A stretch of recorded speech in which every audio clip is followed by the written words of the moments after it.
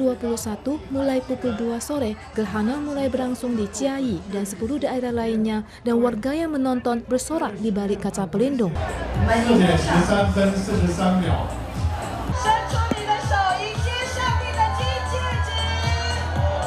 Gerhana kali ini dapat dilihat dari daratan Afrika hingga Laut Pasifik Barat. Gerhana matahari cincin bisa dilihat di Taiwan bagian tengah dan selatan.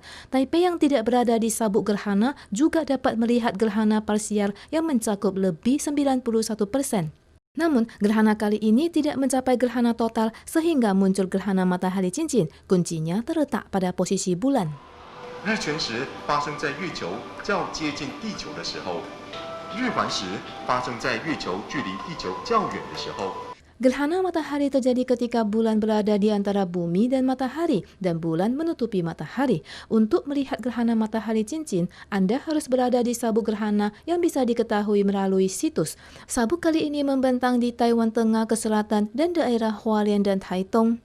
Gerhana matahari dimulai pukul 2:49 sore dan selama sekitar 1,5 jam, bulan berada persis di tengah matahari dan menyisakan lingkaran tipis yang membentuk gerhana matahari cincin. Fenomena ini hanya berlangsung dalam sekejap. Setelah gerhana selesai, matahari kembali bulat pada sekitar 5:25 sore. Yang belum menyaksikan mungkin tidak akan punya kesempatan lagi karena harus menunggu 195 tahun kemudian. Jumlah positif COVID-19 kembali melonjak seiring pencabutan karantina di banyak negara, termasuk Australia dan Jerman.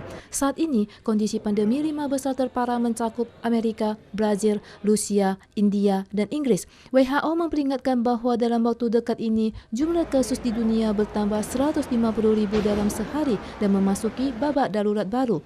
Dokter Taiwan juga mengingatkan kondisi pandemi internasional masih memprihatinkan. Cabutan larangan yang terlalu cepat berisiko virus menyerang lagi. 即使目前看起来已经平静的国家，其实它的社区里面，它的传染链并不是完全都中断了，还是有少数人慢慢在传，那可能大部分是轻症。所以这个时候，只要你一解封呢， 不管是内部或外部的风险就会呈现出来。CCC menegaskan bahwa gelombang pertama pandemi internasional belum berlalu. Gelombang kedua mungkin akan muncul di musim gugur dan dingin. Warga diimbau untuk tetap memakai masker, rajin cuci tangan, jaga jarak sosial, dan membuat persiapan penuh untuk pembukaan perbatasan. Sehingga jika sampai ada kebocoran kecil juga tidak akan menimbulkan klaster di komunitas Taiwan. Tanggal 21, Beijing kembali bertambah 9 kasus COVID-19 yang baru. Meskipun jumlah kasus menurun menjadi 1 digit sejak gelombang pandemi baru, tetapi semuanya merupakan kasus lokal. Hingga 11 Juni, total 236 kasus lokal Beijing sedang dirawat di rumah sakit.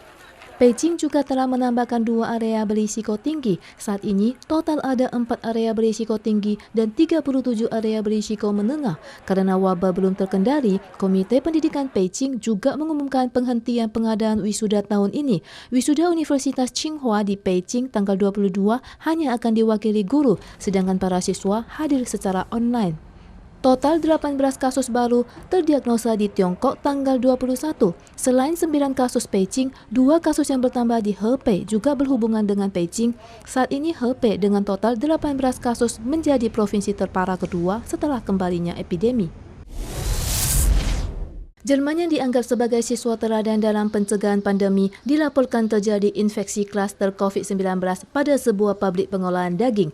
Jumlah karyawan yang terinfeksi melonjak hingga 1.029 orang pada tanggal 20. Anggota keluarga mereka juga segera dikarantina. Pada sore hari tanggal 20, kelompok pelindung hewan berunjuk rasa meminta pemerintah menutup semua pabrik penjagalan.